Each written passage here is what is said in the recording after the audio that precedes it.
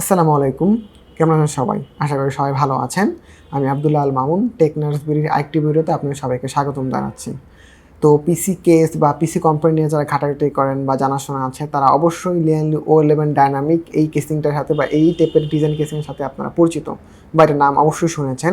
Aquarium type computer কেসিংয়ের উদ্ভাবক হচ্ছে গিয়ে এই লিয়ানলি O11 ডায়নামিক এই কেসিংটা, মানে লিজেন্ডারি বা রেভলিউশনারি একটা ডিজাইন তারা আনে।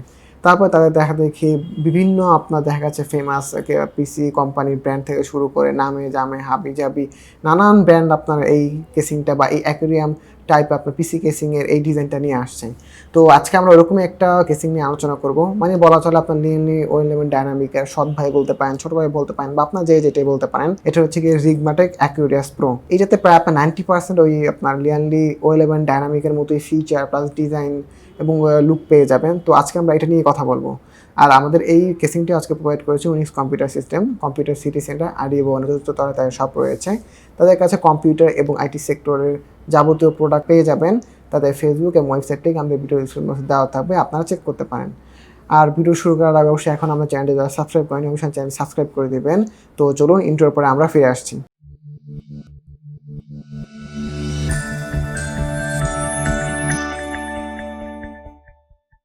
আচ্ছা, তো এই হচ্ছে আমাদের কেসিংটি, বিশাল বড় ঢাউস মার্ক একটা বড় একটা কেসিং। তো অবশ্যই জানেন আপনারা এই অ্যাকুয়ারিয়াম বেস বা অ্যাকুয়ারিয়াম টাইপের ফিশ ট্যাঙ্ক টাইপের বলতে পারেন, আপনার যেভাবে বলেন আগে, যেটা দিয়ে বোঝেন বা যেটা আপনাদের ডাকলে ভালো লাগে।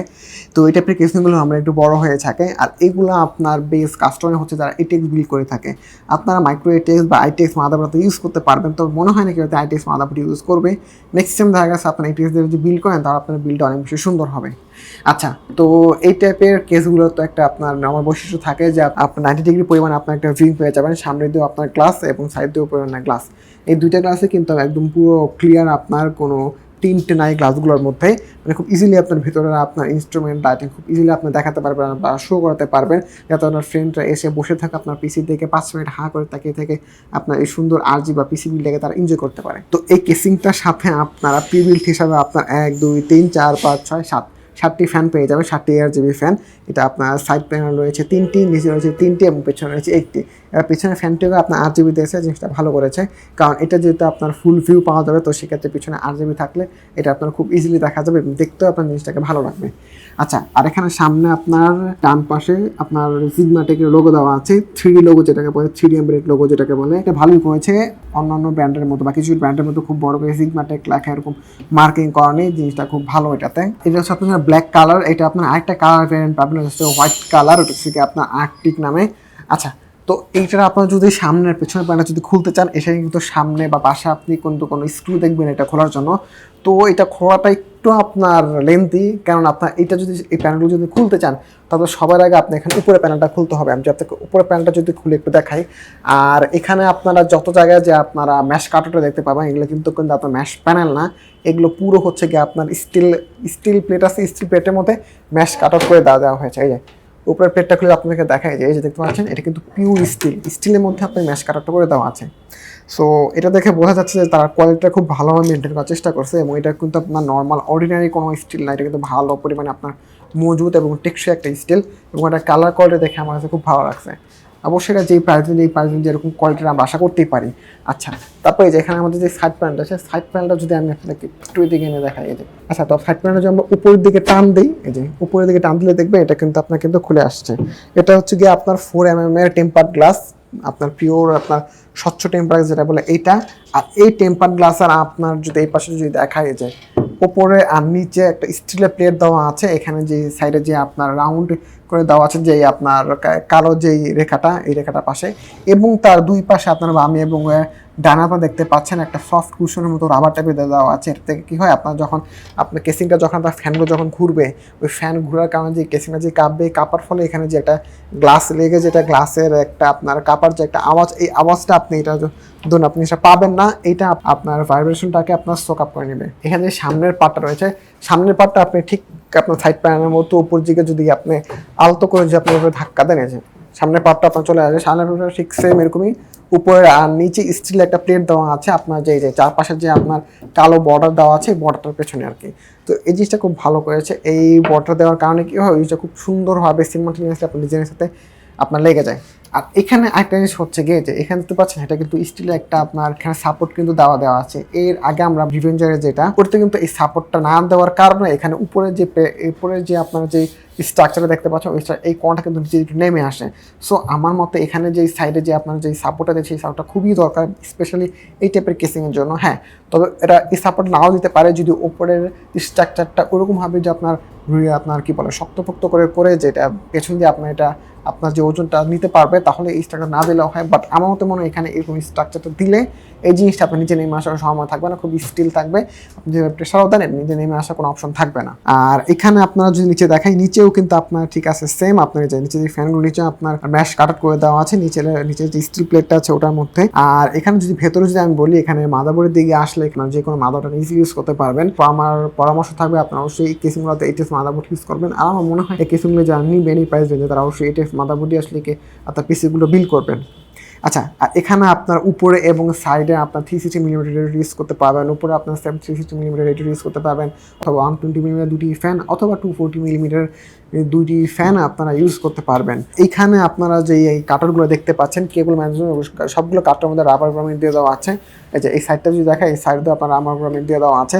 তবে আমার মতে মনে হয় এই কেসিংগুলো রাবার গ্রামিটটা মানে আবশ্যকীয় একটা পার্টের মধ্যে পড়ে যায়, যেহেতু এটা একটা আপনার অ্যাকুয়ারিয়াম টাইপ আপনার কেসিং। সো আপনার ভিতরে আপনার কম্পোনেন্টগুলো বা লাইটিং আপনার সেটআপটা খুব সুন্দর মতো আপনার বাইরে দেখানোর জন্য বা আপনার শো অফ করানোর জন্য আপনার এই আপনার যে কেবল কাটারটার মধ্যে আপনার রাবার গ্রামিট থাকাটা খুবই জরুরি। এতে আপনার দেখা গেছে আপনার কেবলের ভেতর দিয়ে নিচ্ছে, এই জিনিসগুলো আপনার দেখা যাবে না। আচ্ছা, আর এখানে পেছনের দিকে যদি দিয়ে আসে, গ্রাফিক্স কার্ড আছে, গ্রাফিক্স কার্ডের কাটারগুলো দেওয়া আছে। এই পাশে আপনার আমাদের পেছনে ফ্যানেরও কাটার দেওয়া আছে। এখানে আপনার মাদারবোর্ডের জন্য আয়ন শিল্ডে কাটার করে দেওয়া আছে। পাশে আপনার পাওয়ার সাপ্লাইয়ের জন্য কাটার করে দেওয়া আছে। এই কেসিংগুলোতে আপনার পাওয়ার সাপ্লাইগুলো ভার্টিক্যালি আপনার মাউন্ট করা লাগে, কারণ হরাইজন্টালি মাউন্ট করে এটা কোনো অপশন থাকবে না বা কোনো জায়গাও নেই। আচ্ছা, এখন যে আপনাদেরকে উপরের দিকে যদি আসি, উপরের দিকে তেমন কিছুই নেই, জাস্ট আপনার উপরে আমি যেটা বললাম উপরের প্লেটটা এবং হচ্ছে আপনার এখানে পোর্টসগুলো। আচ্ছা, পোর্টসের মধ্যে যদি আসি, এখানে শুরুতে পেয়ে যাবেন একটা ইন্ডিকেটর, তারপর হচ্ছে আমাদের পাওয়ার সুইচ, তারপর হচ্ছে রিসেট, তারপর হচ্ছে এলইডি সুইচ। এই এলইডি সুইচগুলোর মাধ্যমে আমাদের এখানে লাইটগুলোকে আপনার মাদারবোর্ড সিঙ্কে ছাড়াতে চেঞ্জ করতে পারবেন। তারপর রয়েছে আমাদের দুটি USB 2 পোর্ট, তারপর হচ্ছে একটি হেডফোন এবং মাইকের পোর্ট, দেন রয়েছে দুটা USB 3 পোর্ট এবং তারপর হচ্ছে একটা USB পোর্ট। এখানে USB 2 পোর্টটা দেওয়া আসলে খুব বেশি একটা মনে হয় আমার কাজে লাগবে না, একটা দিতে পারতো ওরা, এক জায়গায় আপনার USB 3 পোর্ট একটা বেশি দিতে পারতো। কারণ এখন আসলে ম্যাক্সিমাম যে আমরা যেগুলো ইউজ করে থাকি ম্যাক্সিমাম USB 3 পোর্ট হয়ে থাকে। তো ম্যাক্সিমাম আমার তো মনে হয় কেসগুলো এখন USB 3গুলোর দিকে আপনারা যদি শিফট হয়ে তাহলে জিনিসটা বেটার হয় আর কি। আচ্ছা, আপনি যখন পেছনের পাটার দিকে পেছনের পাটার দিকে আসার আগে আপনাদের একটা কথা বলিয়ে যায়, এখানে যে স্ক্রুগুলো দেখতে পাচ্ছেন না, এই স্ক্রুগুলো আপনি পুরোপুরি খুলে আসবেন, এখানে লেগে থাকবে। সো হারিয়ে যাওয়ার চান্সটা এখানে খুব কম থাকবে। এই যে পাটটা যেটা খুলতে যান তখন একটু প্রবলেমে পড়বেন যে এটা ধরার কোনো অপশন দেয়নি। উপরে পাটটা খোলার জন্য ধরার অপশন দিয়েছে, বাট এই সাইডটা তো ধরার অপশন কেন নেই আমি আসলে বুঝলাম না। কারণ এখানে খুলতে গেলে দেখা যায় আপনার এই পাশ দিয়ে চাপ দিয়ে আপনার হাত দিয়ে চাপ দিয়ে আপনি ধাক্কা দেন, তাহলে আপনি এটা খুলবে।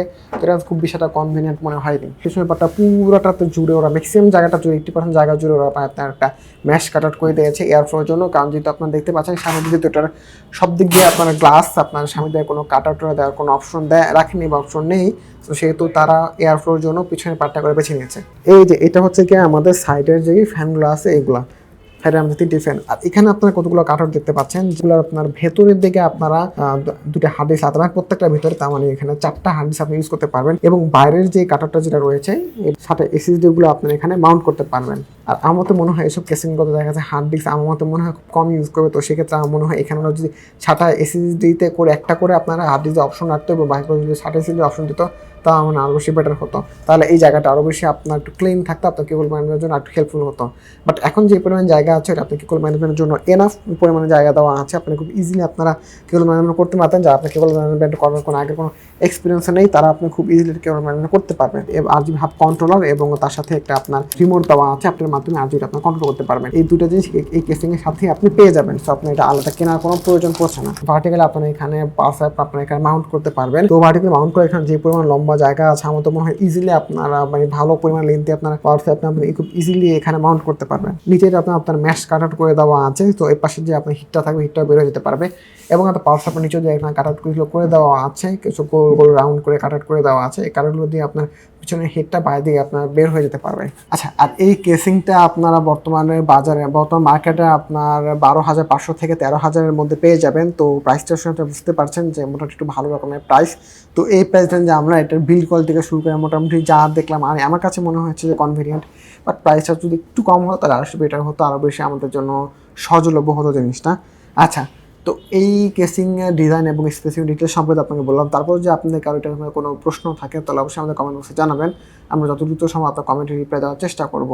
এবং আপনার যদি অন্য কোনো কম্পিউটার কম্পোনেন্ট বা পার্টস রিভিউ চান ওটা আমাদেরকে জানাতে পারেন। আমরা এই কম্পিউটার কম্পোনেন্ট বা পার্টসের রিভিউইং পার্টস সাথে সাথে ওটা রিভিউ দেওয়ার চেষ্টা করব।